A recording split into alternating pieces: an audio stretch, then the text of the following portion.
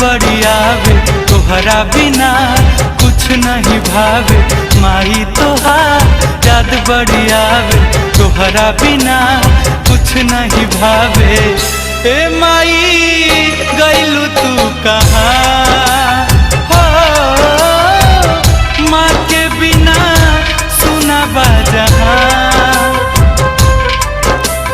माँ के जगह इस दुनिया में केहू न ले सकल। बेटा खातिर